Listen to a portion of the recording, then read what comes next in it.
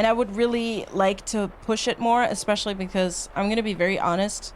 This is not really an unpopular opinion. It's pretty known in the MK1 community specifically that the character, like Sub-Zero, or I should say Bihan, because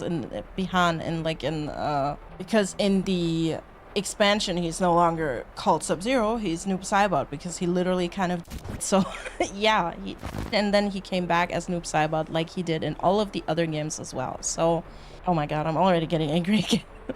And that's the whole thing why I was a little bit mad, like when the first part of the story, I think we all knew, I think everyone knew, when the second part of the story came out, pretty much everyone knew what was gonna happen to him eventually, because that's just kind of how it goes. And I remember being so upset about this and so angry, and I was like, why did you bother making him a little bit gray, like morally, and then you just go full-on villain? And then in the okay, I gotta talk about this real quick, because in the expansion, like I said, I haven't played it in full yet, but the trailers already basically spoiled half of the story. They spoiled half of the story, and the internet also spoils a lot. So I was like, you know what, F it. And I pretty much knew what was happening anyways. So he was like, in the expansion, like I said, and then he comes back as Noob Saibot, just like he does in all of the other thingies as well.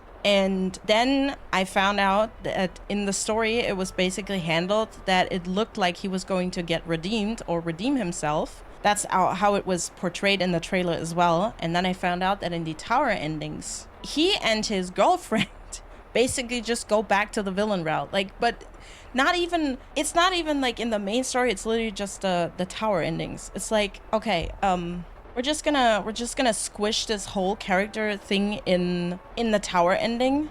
I mean, yes, the tower endings are canon, I know. That's why I'm so angry. And also, why make a character? I understand having a morally gray character or a conflicted character, but if you take a character and you make it seem like they're gonna get a second chance, and then you just kind of drop the whole ball on this, like, completely. And I also feel sorry for Sector in this timeline, because in this timeline Sector is female, and Sector, not because I'm not feeling sorry because Sector is female, I'm feeling sorry because of the way she was written, because she is literally just basically a female Sub-Zero in terms of personality. She's literally a bit of a lapdog. She repeats every single thing that he says, and she just doesn't have her own personality, if that makes sense. She basically has no own personality. She just repeats what he says. And in the expansion, it looked like she was gonna also get redeemed, and then she kind of ruined the whole thing. And then in the expansion, it kind of ruined it as well. And I was like, okay, well, that's awesome. And while I don't like her as a character, because first of all, she's a little bit unlikable, and second, she just doesn't have personality. It's like, she's just a little bit too similar to him. I mean, it makes sense. They're kind of dating, you know? So yes, she is his girlfriend in this timeline. And I don't know. But you know what? Let me not even talk too much about it, because I'm gonna rant about this in the special stream. So let me go back to it real quick.